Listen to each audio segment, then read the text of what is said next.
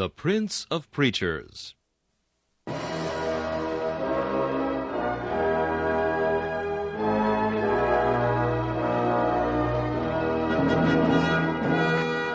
Charles Haddon Spurgeon has been called England's greatest contribution to the spread of the gospel in the 19th century. One of his contemporaries said that the chief secret of Spurgeon's attractiveness was the fact that, in every sermon, no matter what the text or the occasion, he explained the way of salvation in simple terms. Spurgeon's messages remain one of the great treasure houses of Christian literature, still bringing the light of the gospel and the comfort of the Scriptures to hungry souls long after the preacher has passed into glory. This is Charles Kelsch inviting you to listen to a message from the Prince of Preachers.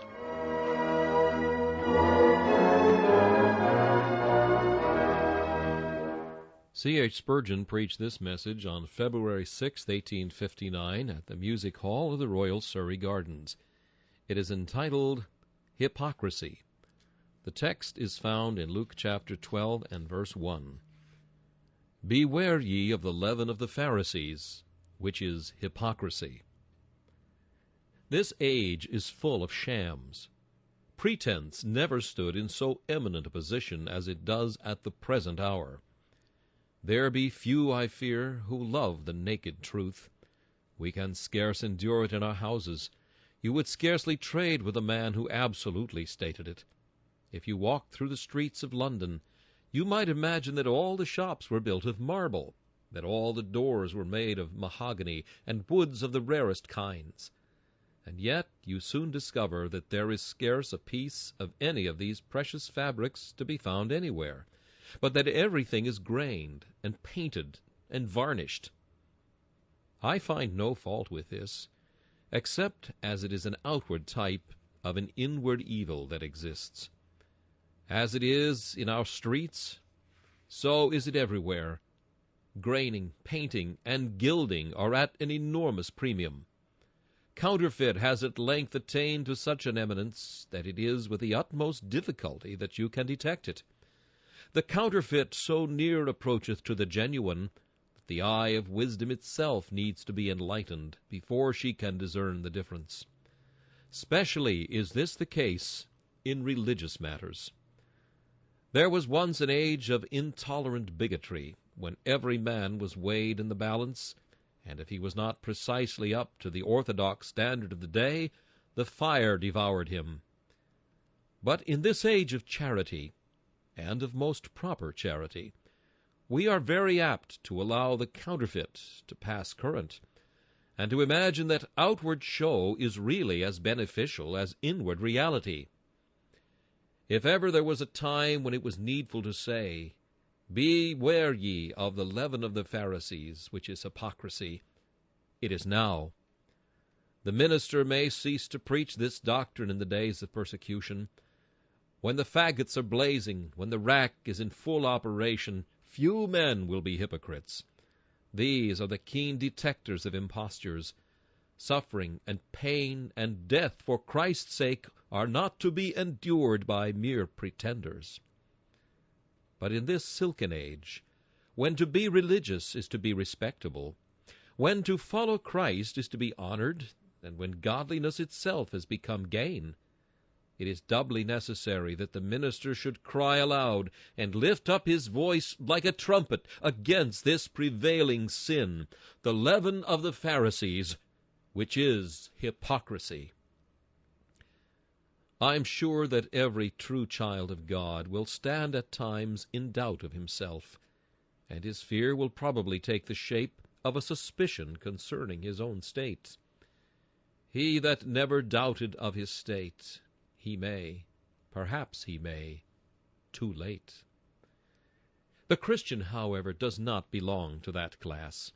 He will at times begin to be terribly alarmed, lest after all his godliness should be but seeming, and his profession an empty vanity. He who is true will sometimes suspect himself of falsehood, while he who is false will wrap himself up in a constant confidence of his own sincerity. My dear Christian brethren, if you are at this time in doubt concerning yourselves, The truths I am about to utter will perhaps help you in searching your own hearts and try your own reins, and sure I am you will not blame me if I should seem severe, but you will rather say, Sir, I desire to make sure work concerning my soul.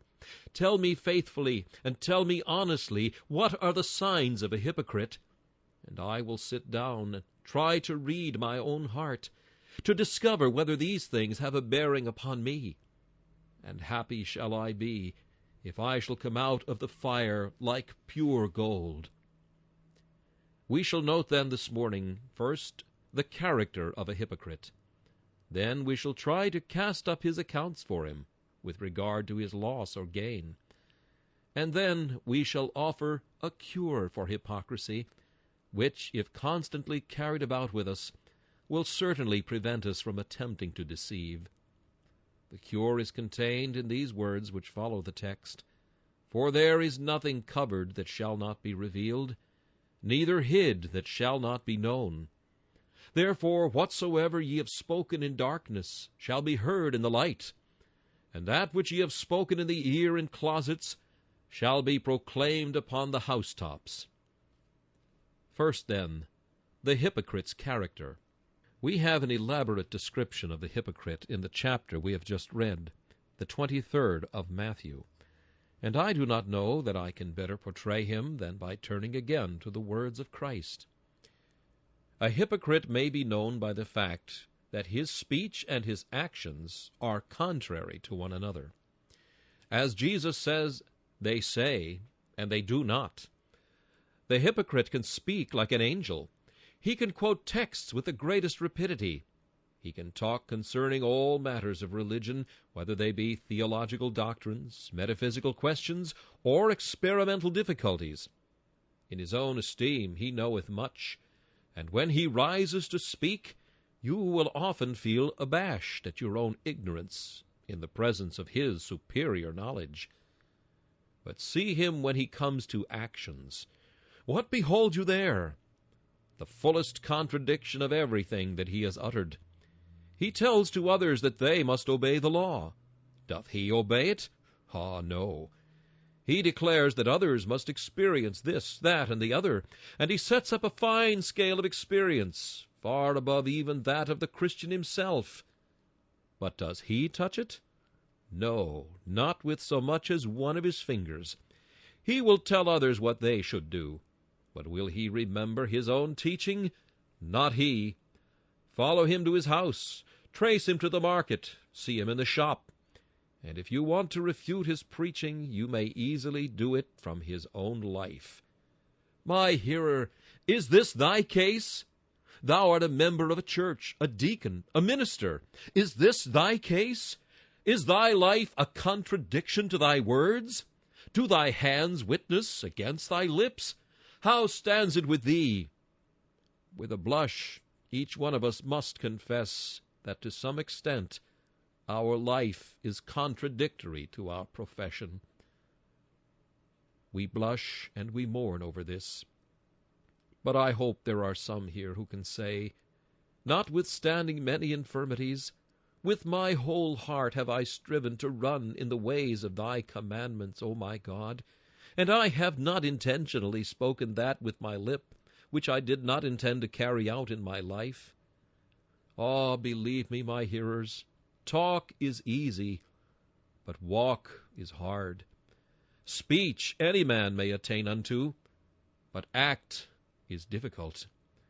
We must have grace within to make our life holy, but lip piety needs no grace. The first mark of a hypocrite, then, is that he contradicts by his acts what he utters by his words. Do any of you do so? If so, stand convicted of hypocrisy, and bow your heads and confess the sin. The next mark of a hypocrite is that whenever he does right, it is that he may be seen of men. The hypocrite sounds a trumpet before his alms, and chooses the corner of the streets for his prayers. To him, virtue in the dark is almost a vice. He can never detect any beauty in virtue, unless she has 1,000 eyes to look upon her, and then she is something indeed. The true Christian, like the nightingale, sings in the night. But the hypocrite has all his songs in the day, when he can be seen and heard of men. To be well spoken of is the very elixir of his life. If he be praised, it is like sweet wine to him. The censure of a man upon a virtue would make him change his opinion concerning it in a moment. For his standard is the opinion of his fellow creatures. His law is the law of self-seeking and of self-honoring.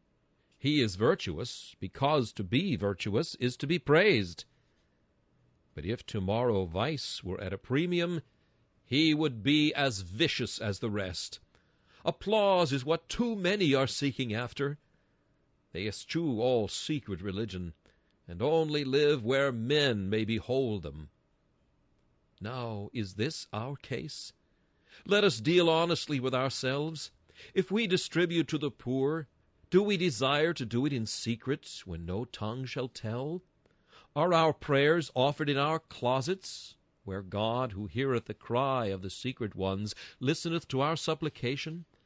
Can we say that if every man were struck stone blind and deaf and dumb, we would not alter our conduct in the least? Can we declare that the opinion of our fellows is not our guiding law, but that we stand servants to our God and to our conscience, and are not to be made to do a wrong thing from flattery, nor are we urged to do a right thing from fear of censure? Mark, the man who does not act rightly from a higher motive than that of being praised gives sore suspicion that he is a hypocrite. But he who will do a right thing against the opinion of every man, and simply because he believes it to be right, and sees the stamp of God's approval upon it, that man need not be afraid that he is a hypocrite. He would be a kind of hypocrite that no one has never discovered as yet. Hypocrites do their good works for applause. Is it so with you? If so, be honest. And as you would convict another, convict yourself. Again, hypocrites love titles and honors and respect from men. The Pharisee was never so happy as when he was called rabbi. He never felt himself so really great as when he was stuck up in the highest seat of the synagogue. Then he must be good indeed. But the true Christian cares not for titles. It is one of the marks of Christians that they have generally taken names of abuse to be their distinctive appellations. There was a time when the term Methodist was abusive. What did those good men say who had it so applied to them? You call us Methodists by way of abuse, do you? It shall be our title. The name Puritan was the lowest of all. It was the symbol which was always employed by the drunkard and swearer to express a godly man. Well, says the godly man, I will be called a Puritan. If that is a name of reproach, I will take it. It has been so with a Christian all the world over. He has chosen for himself the name which his enemy has given him in malice. Not so the hypocrite. He takes that which is the most honorable. He wishes always to be thought to belong to the most respectable sect, and to hold an office in that sect which will confer upon him the most honorable title. Now can you say from your inmost soul that in religion you are not seeking for honors or titles, but that you can tread these beneath your feet, and want no higher degree than that of a sinner saved by grace, and no greater honor than to sit at the feet of Jesus and to learn of him? Are you willing to be the despised followers of the carpenter's son, as were the fishermen upon the lake? If so, methinks you have but little hypocrisy in you. But if you only follow him because you are honored by men, farewell to the sincerity of your religion. You are unmasked, and stand before the face of this congregation an acknowledged hypocrite. There was another evidence of an hypocrite which was equally good, namely, that he strained at a gnat and swallowed a camel. Hypocrites in these days do not find fault with us for eating with unwashen hands, but they still fix upon some ceremonial omission. Sabbatarianism has furnished hypocrisy with an extremely convenient refuge. Acts of necessity done by the Christian are the objects of the sanctimonious horror of Pharisees, and labors of mercy and smiles of joy are damning sins in the esteem of hypocrites, if done upon a Sunday. Though our Father worked hitherto, and Christ worked, and though works of kindness and mercy and charity are the duty of the Sabbath, yet if the Christian be employed in these, he is thought to be offending against God's holy law. The slightest infringement of that which is a ceremonial observance becomes a great sin in the eye of the hypocrite.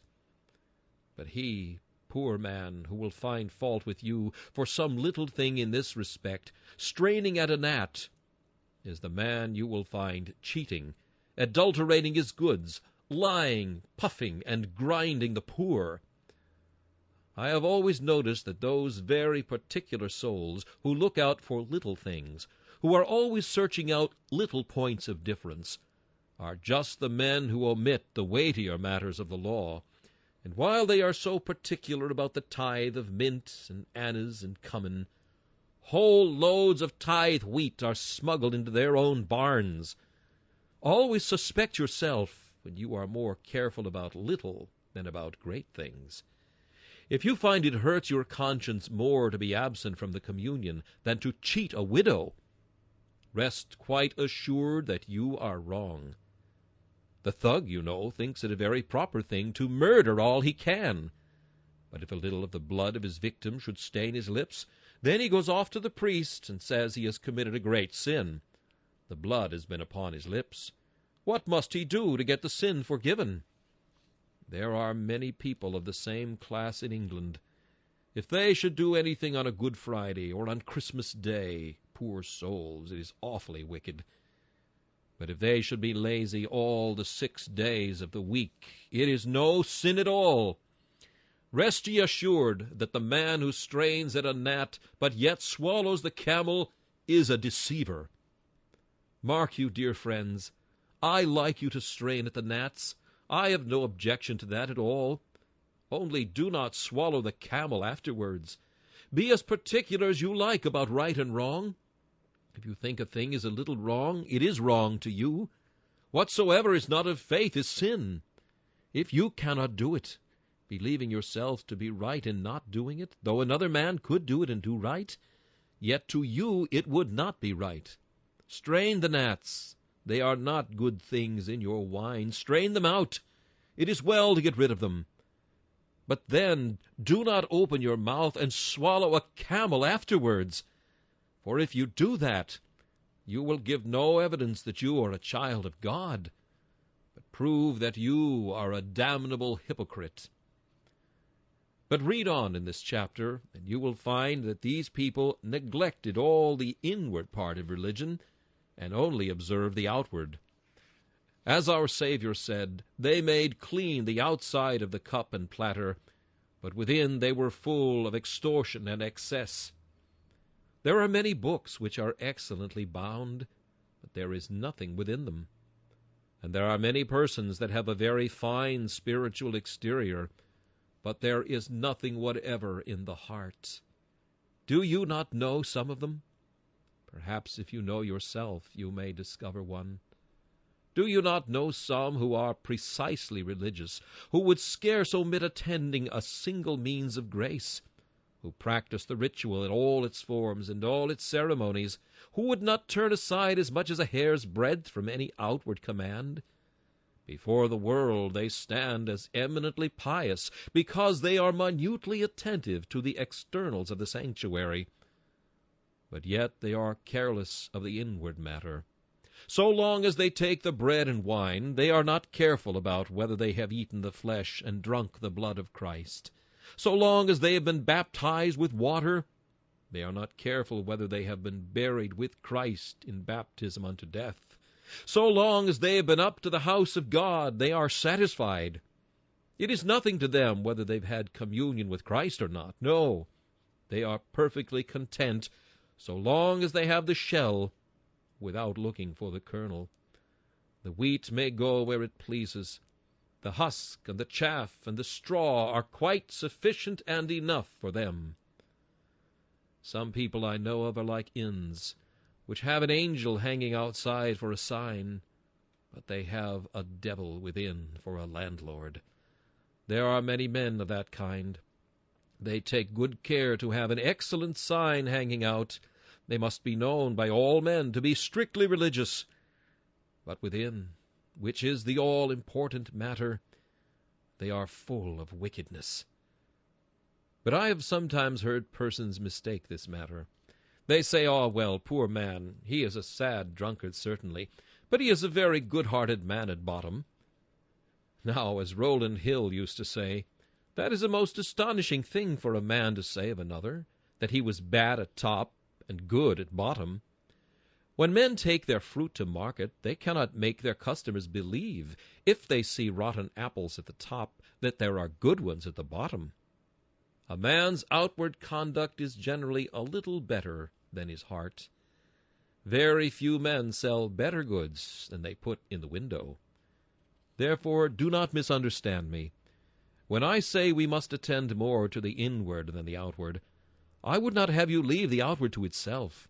Make clean the outside of the cup and platter. Make it as clean as you can. But take care also that the inward is made clean. Look to that first. Ask thyself such questions as these. Have I been born again? Am I passed from darkness to light? Have I been brought out of the realms of Satan into the kingdom of God's dear Son? Do I live by private communion near to the side of Jesus? Can I say that my heart panteth after the Lord, even as the hart does after the water brooks? For if I cannot say this, whatever my outward life may be, I am self-deceived, and deceive others, and the woe of the hypocrite falls upon me. I've made clean the outside of the cup and the platter, but the inward part is very wickedness. Does that come home to any of you? Is this personal preaching? Then God be blessed for it. May the truth be the death of your delusions. You may know a hypocrite by another sign. His religion depends upon the place or upon the time of day. He rises at 7 o'clock, perhaps, and you will find him religious for a quarter of an hour, for he is, as the boy said, saying his prayers to himself in the first part of the morning. Well, then you find him pretty pious for another half hour, for there is family prayer. But when the business begins, and he is talking to his men, I won't guarantee that you will be able to admire him. If one of his servants has been doing a little something amiss, you will find him perhaps using angry and unworthy language. You will find him, too, if he gets a customer whom he thinks to be rather green, not quite pious, for he will be taking him in. You will find, too, that if he sees a good chance at any hour of the day, he will be very ready to do a dirty trick. He was a saint in the morning, for there was nothing to be lost by it. But he has a religion that is not too strict. Business is business, he says, and he puts religion aside by stretching his conscience, which is made of very elastic material. Well, sometime in the evening you will find him again very pious, unless he is out on a journey where neither wife nor family nor church can see him, and you will find him at a theater. He would not go if there was a chance of the minister hearing of it, for then he would be excommunicated. But he does not mind going when the eye of the church or any of his friends is not upon him. Fine clothes make fine gentlemen, and fine places make fine hypocrites. But the man who is true to his God and to his conscience is a Christian all day and all night long, and a Christian everywhere. Though you were to fill my house full of silver and gold, he says, I would not do a dirty action. Though you should give me the stars and the countless wealth of empires, yet I would not do that which would dishonor God or disgrace my profession. Put the true Christian where he might sin and be praised for it, and he will not do it. He does not hate sin for the sake of the company, but he hates it for its own sake. He says, "How can I do this great wickedness and sin against God?" You shall find him a fallible man, but not a false man. You shall find him full of infirmities, but not of intentional lust and of designed iniquity. As a Christian, you must follow Christ in the mire as well as in the meads. You must walk with him in the rain as well as in the sunshine. You must go with him in the storms as well as in fair weather. He is no Christian who cannot walk with Christ, come rags, come poverty, come contumely or shame. He is the hypocrite who can walk with Christ in silver slippers and leave him when it becomes necessary for him to go barefoot. The hypocrite's religion is like a chameleon. It takes its color from the light which falls upon it. But the Christian's religion is evermore the same. Is this true, then, of any of us? Can we say we desire to be evermore the same? Or do we change with our company and with the times? If so, we are hypocrites confessed, and let us own it before God, and may God make us sincere. There is another sign of the hypocrite, and now the lash will fall on my own back, and on most of us too. Hypocrites, and other people besides hypocrites, are generally severe with others, and very lenient with themselves. Have you ever heard a hypocrite describe himself? I describe him thus: "You are a mean, beggarly fellow." "No," says he, "I am not. I am economical." I say to him, "You are dishonest. You are a thief." "No," says he, "I'm only cute and sharp for the times." "Well, but," I say to him, "you are proud and conceited." "Oh," says he, "I have only a proper and manly respect." "Aye, but you are a fawning, cringing fellow." "No," says he, "I am all things to all men." Somehow or other he will make a vice look like a virtue in himself, but he will deal by the reverse rule with others. Show him a Christian who is really humble, and he says, "I hate his fawning ways." Tell him there is one who is very courageous for Christ. "Oh, he is impudent," says he. Show him one who is liberal, doing what he can for his master's service, spending and being spent for him. "Rash and imprudent," says he. "Extravagant, the man does not know what he is about." You may point out a virtue, and the hypocrite shall at once say it is a vice. Have you ever seen a hypocrite turn doctor? He has a fine beam in his eye, large enough to shut out the light of heaven from his soul, but nevertheless he is a very skillful oculist. He waits upon some poor brother, whose eye is a little affected, with a mote so tiny that the full blaze of the sun can scarce reveal it. "Look at our beam-eyed friend." He puts on a knowing look, and cries, "Allow me to extract this mote for you." Thou hypocrite, first cast out the beam out of thine own eye, and then thou shalt see clearly to cast out the mote out of thy brother's eye. There are people of that sort who make virtues in others into vices, and vices in themselves they transform into virtues. Now, if thou be a Christian, I will tell thee what will be thy spirit. It will be the very reverse. Thou wilt always be making excuses for others, but thou wilt never be making excuses for thyself. The true Christian, if he sees himself sin, mourns over it, and makes much ado concerning it. He says to another, "Oh, I feel so sinful," and the other one cries, "I cannot really see it. I can see no sin in you. I could wish I were as holy as you." "No," says the other, "but I am full of infirmity." John Bunyan describes Mercy and Christiana and the children, after having been washed in the bath and sealed with the seal, as coming up out of the water, and being all fair and lovely to look upon. And one began to say to the other, "You are fairer than I." "And you are more comely than I," said another. And then each began to bemoan their own spots, and to praise the beauty of the others. That is the spirit of a Christian. But the spirit of the hypocrite is the very reverse. He will judge and condemn, and punish with lynch law every other man. And as for himself, he is exempt. He is a king. He knows no law, and his conscience slumbers, and allows him to go on easily in the very sins which he condemns in others. This is a very prominent mark of the hypocrite, and I question whether all of us must not blame ourselves a little here. And now we are going to cast up the hypocrite's account for him. Now, sir, bring us your ledger, and let us have a look at it. You are a hypocrite. Well, what is on the profit side? A good deal, I must confess. Here is, first of all, credit and honor. If you were to say outright, you are a thief, you are a private drunkard, you can curse God as well as any man. Or if the world should hear as much, you would have no honor. But as it is, you have joined the church, and the minister is very fond of you. The deacons and elders think a great deal of you, and you are a very honorable, respectable man. You go walking up to your pew with your Bible and your hymn book, and everybody says there is an exemplary character, and they pat their little boys on the head and say, "May you grow up to be a very good man, like Mr. So-and-so." The next advantage is the ease which you enjoy.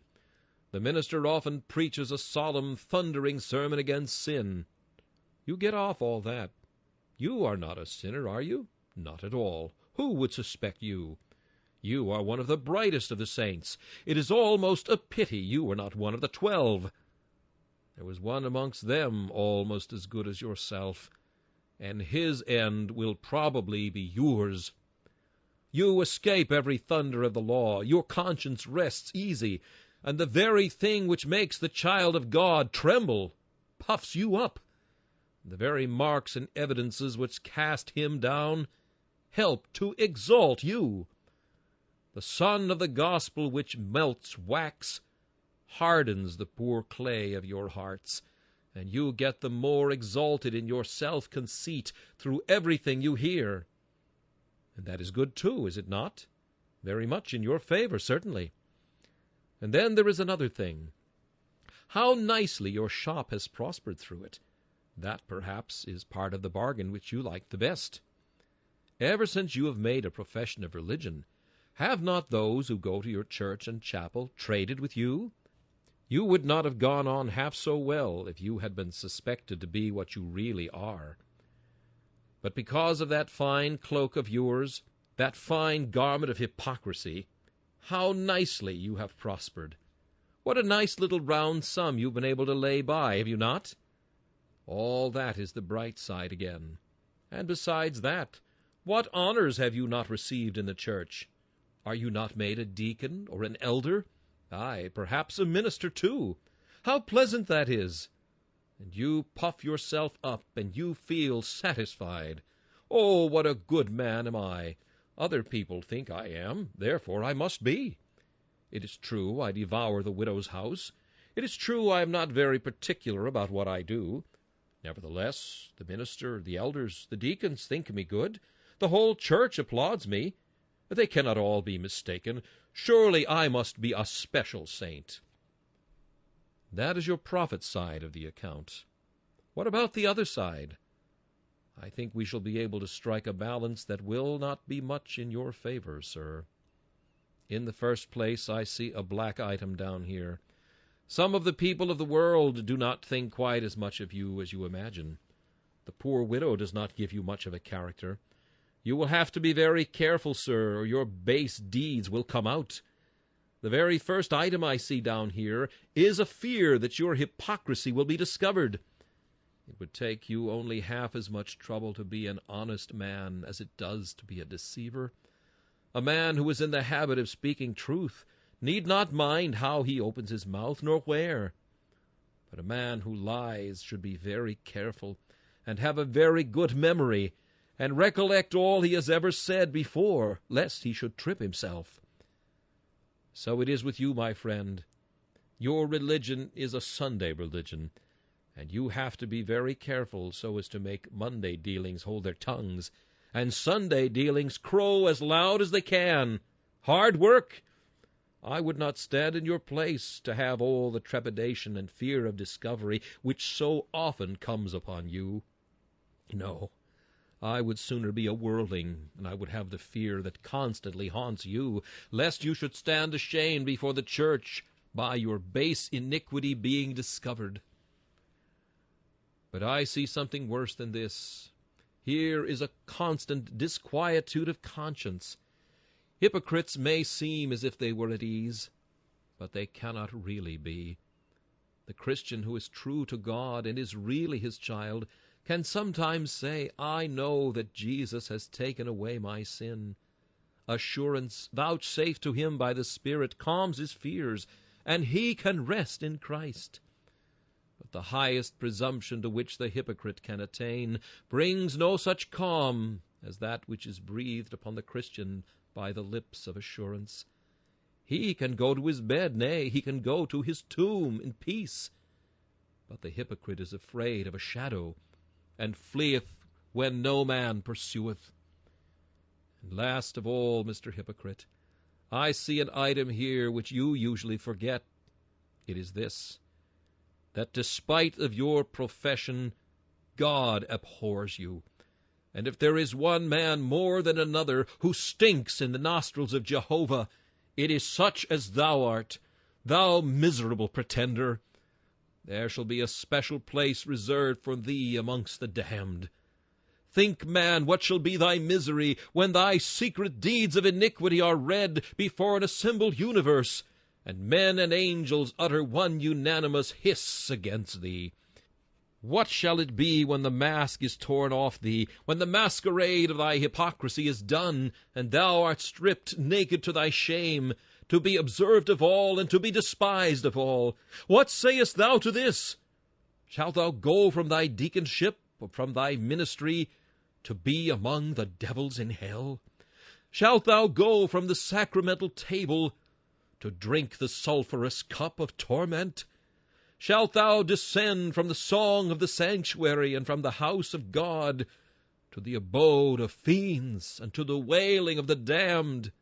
Yes, thou shalt, as sure as this word is true, if thou goest on in thy hypocrisy. Death shall find thee out, and hell shall be thy doom. For the hope of the hypocrite is as the spider's web, soon swept away. And where is he when God taketh away his hope? This, then, is the casting up of the hypocrite's account, and there is a deficit of an infinite amount. Now, for the matter of the cure of the hypocrite. What shall we say to it? Oh, my friends, I feel that in thus speaking of the hypocrite, I have tried to speak severely, but I have not been able to reach the heart as I could wish, because it is a mark of human nature that this is the last sin of which we really suspect ourselves, and yet one into which it is most easy to fall. Often do I fall on my knees in an agony of doubt, and cry, Lord, make me sincere. If I be deceived, undeceive me.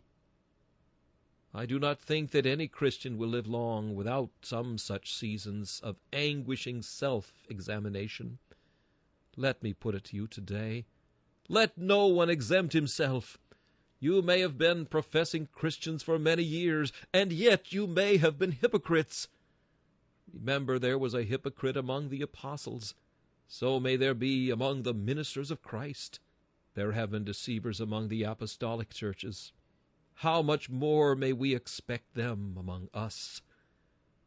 Do not look around to find them out. It is God's business, not yours, to find out hypocrites. But look at yourselves to see whether you are not one. Drive along the other day in the wind, I observed a great branch fall just in front of me. I remarked that it was rotten, and wondered within myself how long that might have been upon the tree, and yet have been rotten after all. Then I thought, oh, if the wind of persecution were to sweep through the church, should I fall off like a rotten branch? Would not many of my hearers fall off? They have been united to Christ professedly for a long time, and have spoken for him, perhaps preached for him. But if the time of trial, which shall try the earth, should come upon us again, how many of us would stand? O my hearers, do not be content to take your religion at second hand. Let it not be a superficial work. Do not think that because you have seen me and have seen my elders, and we have admitted you into the church, you are therefore all right. We have been deceived many times. It is not hard work to deceive a kind heart. I have looked into the eyes of some, and have tried to read their very soul, and yet I have misjudged. I have seen tears in their eyes while they have made a profession of Christ, and yet they have been deceivers after all, and I have been very grossly taken in. In fact, the more kind-hearted a man is, the more will human nature endeavor to impose upon him. I am certain I have used the utmost diligence to weed out of my church those whom I have suspected of hypocrisy, and greater diligence shall yet be used. But oh, do deal with yourselves, I beseech you. I will not send you to hell blindfolded if I can help it. I do not wish to be in error myself, and God forbid that I should suffer you to be deceived. Oh, if you be not true Christians, away with your profession altogether. If it be not sound work, down with it. Better to see the house tumble now than let it stand till the rain descends, and the floods come, and the winds beat upon it in the dread eternity of the future. Oh, no. I would rather send every heart home uncomfortable than let the hypocrite sit down at ease. I would rather wound the child of God than to allow the hypocrite to escape. But now, the cure for the hypocrite. What shall we do to cure ourselves of any hypocrisy that may exist among us? Let us recollect that we cannot do anything in secret, even if we try. The all-seeing God, apprehended in the conscience, must be the death of hypocrisy. I cannot try to deceive when I know that God is looking at me. It is impossible for me to play double and false when I believe that I am in the presence of the Most High, and that He is reading my thoughts and the secret purposes of my heart. The only way in which the hypocrite can play the hypocrite at all is by forgetting the existence of God. Let us therefore recollect it. Wherever I am, upon my bed or in my secret chamber, God is there. There is not a secret word I speak in the ear of a friend, but God hears it. Do I seek out the most private part of the city for the commission of sin? God is there. Do I choose the shadow of night to cover my iniquity? He is there, looking upon me. The thought of a present deity, if it were fully realized, would preserve us from sin. Always looking on me, ever regarding me. We think we are doing many things in secret, but there is nothing concealed from Him with whom we have to do. And the day is coming when all the sins that we have committed shall be read and published. Oh, what a blush shall crimson the cheek of the hypocrite when God shall read the secret diary of his iniquity. Oh, my fellow professors, let us always look upon our actions in the light of the great outreading of them in the day of judgment. Pause over everything you do and say, can I bear to have this sounded with a trumpet in the ear of all men? Nay, take a higher motive and say, can I endure to do this, and yet to repeat the words, Thou, God, seest me? Ye may deceive men, and deceive yourselves, but God ye cannot, God ye shall not. Ye may die with the name of Christ upon your lips, and men may bury you in sure and certain hope of a glorious resurrection. But God shall not be deceived, neither by your profession, nor by men's opinion. He shall put you in the scales, And if you be found wanting, he shall cry, Away with him! He shall wring you, and if you have not the ring of the pure coin of grace, he shall nail you down forever as a counterfeit. He shall strip the mask off you. Virtue is most adorned when unadorned the most. To detect you, you shall be stripped naked, and every cloak shall be torn to tatters.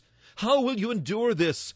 Will ye dig into the depths to hide yourselves? Will ye plunge into the sea to find a way of escape? Will ye cry for the rocks to hide you, and the mountains to fall upon you? In vain shall you cry. The all-seeing God shall read your soul, shall discover your secret, shall reveal your hidden things, and tell the world that though you did eat and drink in his streets, though you preached his name, yet he never knew you. You were still a worker of iniquity, and must be driven away forever. Come, let us just for 1 second reflect that we shall soon lie upon our deathbed. A few more months, and you and I shall face that cruel tyrant, death. It will be hard work to play the hypocrite then, when the pulse is faint and few, when the eye strings break, when the tongue is cleaving to the roof of your mouth. It will be in vain to try hypocrisy then. Oh, may God make you sincere, for if you die with an empty profession, you will die indeed. Oh, of all deaths, methinks the most awful is that of the hypocrite. And after death, for him to lift up his eyes and find himself lost, and forever. Oh, make sure work of it. May God give you true grace and true faith, and may we all meet in heaven. This is our earnest prayer, through Jesus Christ our Lord. Amen. This sermon, Hypocrisy, was preached by Charles Haddon Spurgeon on February 6, 1859. This is Charles Kelsch inviting you to join me again for another message from the Prince of Preachers.